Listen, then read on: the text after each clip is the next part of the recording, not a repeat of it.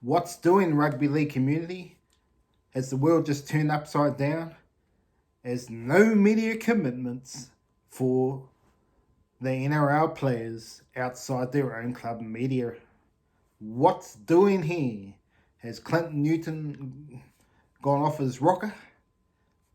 Is it insanity? Or is it thoroughly deserved? Is the NRL holding them to ransom? To be totally honest, it's somewhere in between. Let's get to it. The NRL world has gone totally bonkers, bananas, as this full moon has totally intensified this whole situation clearly with the RRPA and the NRL. Clint Newton versus Andrew Abdo, the NRL CEO. Well, what is happening? Well, to be honest, it's a lot of hoopla. If you look at the from one side of the fence here, from the NRL, they're giving players $1.3 billion over the next 5 years. Now that's nothing to smoke about. When you look at the rest of the people out there working their 9 to 5 jobs, working 2 jobs just to make a living, just to survive out there, and these players are complaining about this sort of money, craziness. Well, that's one way to look at it. But if you look at it from the health and safety sort of side, which I think is where the Clint Newton is suggesting, the $10 million slush fund for a mixture of stuff, not just injuries, a lot of other stuff as well. But this is the part that I think they need to get up the ante in the NRL. When you think about people that are getting injuries, so this is brain injuries, the headaches, the CT scans, you got knee operations, hip operations, shoulder operations, pretty much a lot of things that happen after football. Look at the great Steve Mortimer, for example, what's happened there. So stuff like that happens. Obviously Alex McKinnon is a prime example of what's happened there with injuries during the game, Jared. Yeah, so this is just giving you ideas of what happens, and you're telling me that 10 million is enough for this fund? I don't know. You have to clarify how much is the 10 million. Is it just 10 million in one, like over 20 years? Is it 10 million a year? If it's 10 million a year, I would agree with maybe a bit too high, but at least that's something. If it's 10 million for like 20 years, you're just wasting your time. It need to be closer to 100 million. It depends on what what are you looking at? Is it yearly? Is it 10 years? Is it 20 years? That's probably the question. If it's 10 million each year, I could live with that. But that's something that needs to be clarified. But for people, for the fans, what about the fans? They're not going to see their players getting interviewed before and after the games now. What's doing there? And not seeing them in the press conference. Not that the players normally have too much to say at the press conference, obviously. There's not much entertainment out of them. There's more entertainment out of the coach, obviously. So I don't think it's going to matter too much on that hand. But before and after the game, we'll be sad to see, especially with State of Origin coming up. It's very hard to see that all unfold. So, I'm all for player welfare, but there's some big money in play here already, so it'll be interesting to see how that goes. Now, let's get to what's happening at the Titans, folks. Yes, what's doing? Apparently, David Fifita and Tino are available right here, right now. A Justin Holbrook clause. What were they thinking, the Titans? Because they only recently signed them. They obviously had an idea they were going to get rid of him. Why would this even be a clause in the contract? It just sounds ludicrous to me in this day and age to have that sort of clause in the contract. In terms of Des Hasler, he's a complex character. We know that.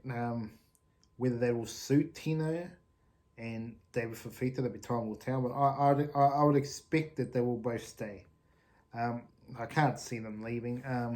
But if they are going to leave, where are they heading? Well, all the talk for Fifita is obviously the Raiders. It's the talk so far. But if he's fair dinkum back to the Brisbane Broncos, where some people say he belongs, wouldn't be a bad thought. And the Dolphins as well would be another play. Also the Cowboys, but I think Cowboys have a few more players in that position like Jeremiah and Helam Luki, as well as you got Ruben Cody can play there as well as Jason Tamalolo. So probably hard to fit him into the Cowboys squad, but the Cowboys will love him as well. I just don't see him going to New South Wales. And same here with Tino. I think to me, obviously, Broncos would love to have him. Melbourne Storm, to me, looked the logical one to get him back. If he was going to leave, I would say the Melbourne Storm would be. But you just never know with the Roosters. The Roosters need him, a player like him. Or the Rabbitohs, they would be options, but whether he wants to go to Sydney, I highly doubt it. To be honest, both of these players, I think, will be staying. But if it does happen, well, we will see. Desi Haslam might have some headaches to come. Surely with Ben Hunt coming, supposedly. Why would you want to leave? Unless there's some sort of sneaky move here for Cherry Evans to finish it at the Titans.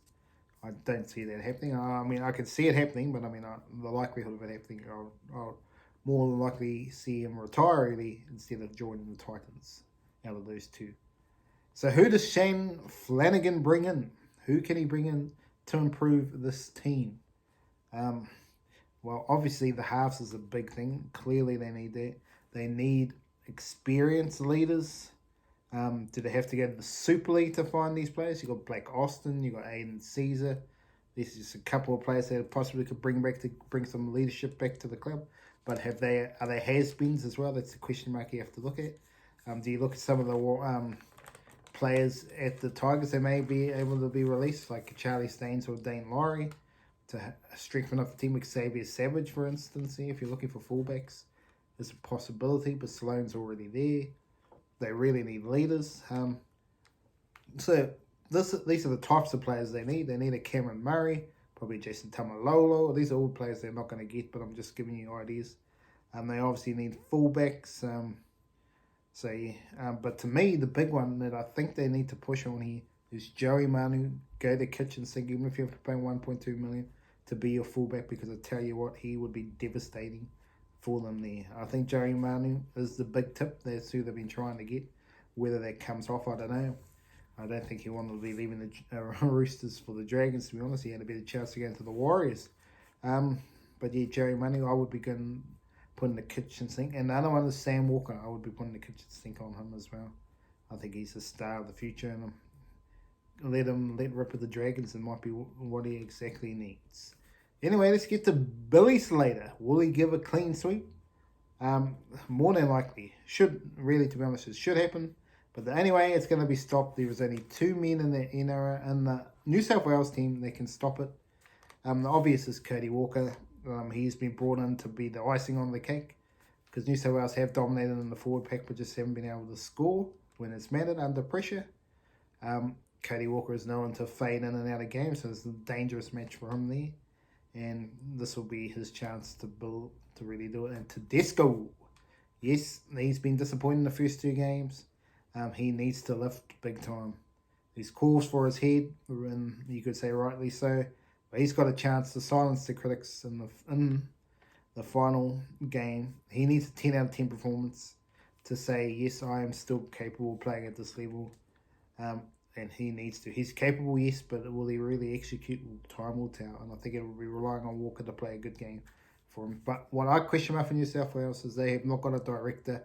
Mitchell Moses is a good player, don't get me wrong, but he's not really a super director like Adam Reynolds or player of that. That's the only question mark I have there. They might have the Cody Walker and Mitchell Moses have a bit of flair, but do they have the direction to get it done? That could be the Achilles heel of New South Wales.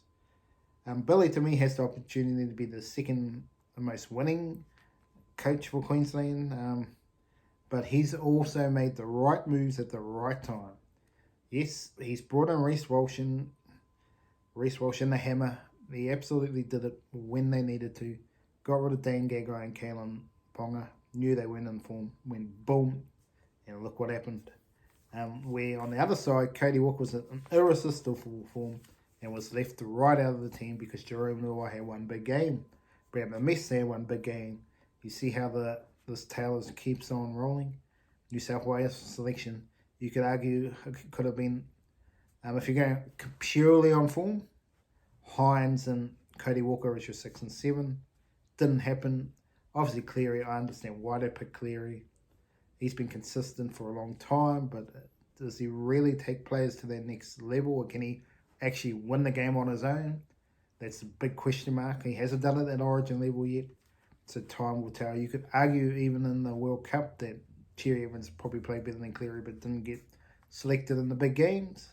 So that's just something that Cleary needs to work on to make him sure if he wants to be the number one player to ever play the game. That's what he's going to have to do, is get a few wins on the board there. Yeah, to me, I think Queensland got this one done. And to be honest, for history books, if Billy Slater can get quite a few wins, this team is not star-studded. Don't get it twisted. Munster obviously is a gun player.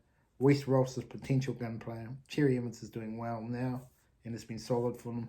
But the rest of the team, a lot of the team are a lot of battlers. They work hard, not flashy. They just get it done the Queensland way. Well, thank you for joining me here at Barry Charles Footy Show. Remember to like and subscribe to the channel, and we'll be back with another video shortly.